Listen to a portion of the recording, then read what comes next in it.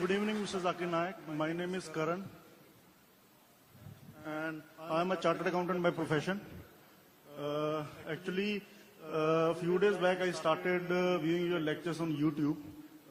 Firstly, I was very, you can say, irritated by the talks you give. But as and when I explored your more talks, so I was like 80 to 90% convinced what you say is right.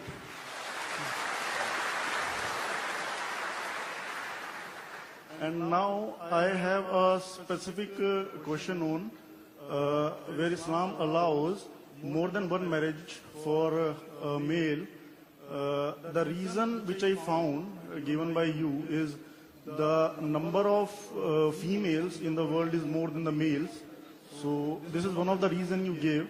And I don't know whether it comes out of your logic or the logic of some other scholars or the logic given by the Quran. So I just want to clarify from where this logic has come.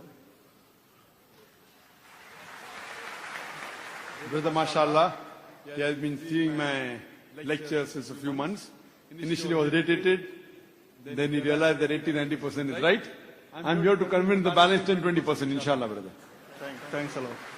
He asked the question that when I said in my answer that why does Islam allow a man to have more than one wife, one of the reasons, as rightly said, is that the female population is more than the male population. He's asking me, is it my logic or is it the logic of the Quran? The Quran doesn't mention the reason.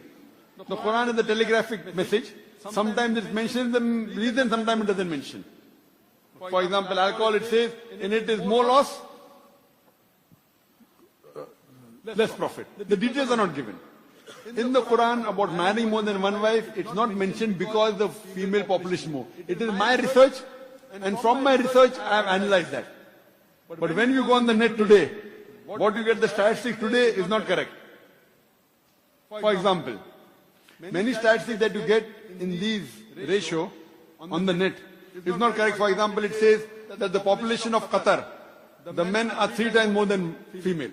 I was shocked, how is it possible? Then I came to know it is not the Qatari, many people, because the Qataris are so less, hardly about 150,000. There are many people from outside coming to work, and when most of the workers are male, so it is not the Qatar population, it is the Qatar mixed with expatriates. So everything what you find in the net may sometimes shock you, it is not correct. So when you do better research, you come to know. So as far as today's thing is concerned, there are more females in the world than the male. That's the reason, one of the reasons why polygamy is allowed, and there are other reasons given in my answer. Is there any question on that? No, thanks, not on that. So you only want to know, is it my reasoning or is it the Quran's reasoning? Yeah, just that. No, Quran says that, as you heard my talk, that one of the reasons is because the population of the female is more, and the male population is less. And if every man marries one woman, then there will be many women who will not get husbands. So the only option for them is either they marry a man who already has a wife or become public property. You may say public property, it is a very harsh verse. It is the best verse I can think of. Like in USA alone, there are more than 4 million females more than male. In Russia alone, there are 10.3 million females more than male.